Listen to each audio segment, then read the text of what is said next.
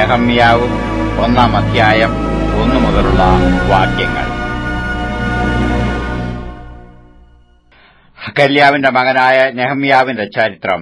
20-ാം ആണ്ടിൽ കിസ്ലേവ് മാസത്തിൽ ഞാൻ ശൂശൻ രാജധാനിയിലിരിക്കുമ്പോൾ എന്റെ സഹോദരന്മാരിൽ ഒരുത്തനായ ഹനാനിയും യഹൂദയിൽ നിന്ന് ചില പുരുഷന്മാരും വന്ന് ഞാൻ അവരോട് പ്രവാസത്തിൽ നിന്ന് തെറ്റി ഒഴിഞ്ഞുപോയ യഹൂദന്മാരെക്കുറിച്ചും യെരുശലേമിനെക്കുറിച്ചും ചോദിച്ചു.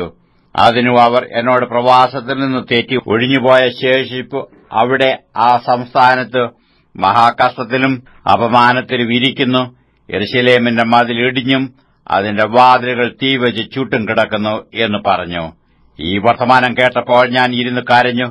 കുറെ നാൾ ദുഃഖിച്ചും ഉപവസിച്ചും കൊണ്ട് സ്വർഗ്ഗത്തിലെ ദൈവത്തോട് ഞാൻ പ്രാർത്ഥിച്ചു പറഞ്ഞതെന്നാൽ, സ്വർഗ്ഗത്തിലെ ദൈവമായ യഹോവേ, നിന്നെ സ്നേഹിച്ച് നിന്റെ കൽപ്പനകളെ പ്രമാണിക്കുന്നവർക്ക് നിയമവും ദയയും പാലിക്കുന്ന മഹാനും ഭയങ്കരനുമായ ദൈവമേ, നിന്റെ ദാസന്മാരായ ഇസ്രയേൽ മക്കൾക്കു വേണ്ടി രാവും പകൽ നിന്റെ മുമ്പാകെ പ്രാർത്ഥിക്കുകയും ഇസ്രയേൽ മക്കളായ ഞങ്ങൾ നിന്നോട് ചെയ്തിരിക്കുന്ന പാപങ്ങളെ ഏറ്റുപറയുകയും ചെയ്യുന്ന അടിയന്റെ പ്രാർത്ഥന കേൾക്കേണ്ടതിന് നിന്റെ ചെവി ശ്രദ്ധിച്ചും നിന്റെ കണ്ണ് തുറന്നും ഇരിക്കണമേ.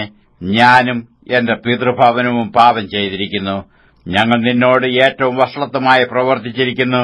നിന്റെ ദാസനായ മോശയോട് നീ കൽപ്പിച്ച കൽപ്പനകളും ചട്ടങ്ങളും വിധികളും ഞങ്ങൾ പ്രമാണിച്ചിട്ടുമില്ല. നിങ്ങൾ ദ്രോഹം ചെയ്താൽ ഞാൻ നിങ്ങളെ ജാതികളുടെ ഇടയിൽ ചിഹ്നിച്ചു കളയും. എന്നാൽ നിങ്ങൾ എങ്കിലേക്ക് തിരിഞ്ഞു എന്റെ കൽപ്പനകളെ പ്രമാണിച്ചു അവയെ അനുസരിച്ച് നടന്നാൽ, നിങ്ങളുടെ ഭ്രഷ്ടന്മാർ ആകാശത്തിന്റെ അറുതിവരെയും എത്തിയിരുന്നാലും ഞാൻ അവിടെ നിന്ന് അവരെ ശേഖരിച്ച് എന്റെ നാമം സ്ഥാപിപ്പാൻ ഞാൻ തിരഞ്ഞെടുത്ത സ്ഥലത്ത് കൊണ്ടുവരും എന്ന് നിന്റെ ദാസനായ മോശയോട് നീ അരുളി ചെയ്ത വചനം ഓർക്കണമേ.